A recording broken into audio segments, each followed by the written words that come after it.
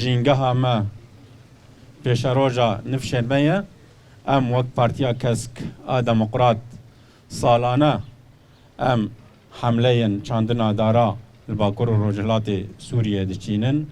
Îsal bi rengekî gol hemû navedên perwerde dibistan bajar û bajarokên Bakur û Rojhilatê Sûriyê ev dest pê dikin ji ber em bawerin got jîngeh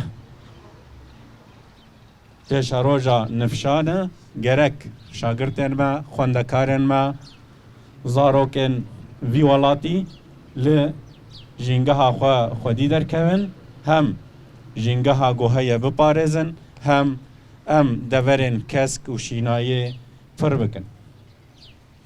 Dibin vê doreşmeya hanê de em dest pê bikin, vê doreşmeyê de ji xwe belavokên hene û ew jî belav bibin li hemû deveran çawan em li dara xwedî derkevin, çawa em daran biçînin ji bo pêşeroja xwe.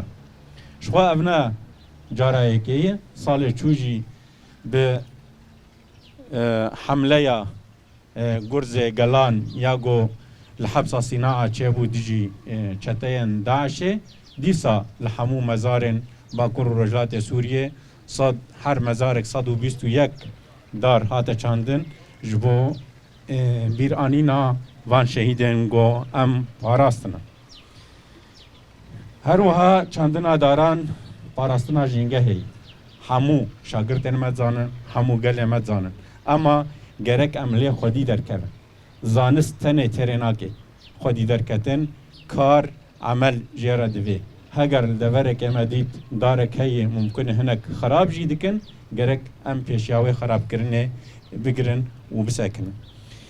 Ji ber heger şehîd xwîna xwe didin, ji bo got em karibin di welatekî de ewle welatayekî got jiyan tê de berdewam be. Wextê got welatê me jiyan tê de neberdewam be, tê wateya got em li xwîna şehîda jî xwedî dernakevin. Ji bo wê salên berê de dibin duruşmeya me digot wêneyek ji wêneyên xwedî derketina şehîda parastina jîngehê ye. Ev hemleyên menî gotên jî berdewamiya wan ye.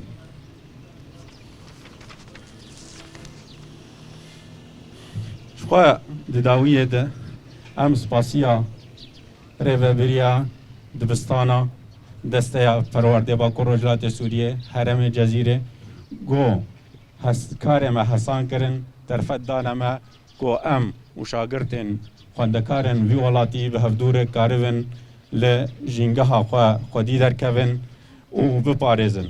Dilovanî ji bo giyanê hemû şehîdên azadiyê û hurmetê re gobeyî xwîna wan em nikarîbûn li vê de bicivin vê kampanyê pêk bînin û her darek gotê çandinîn, her dareke gotê parastin diyarî ye û silav e ji bo giyanê şehîda û ji bo xwîna birîndaran.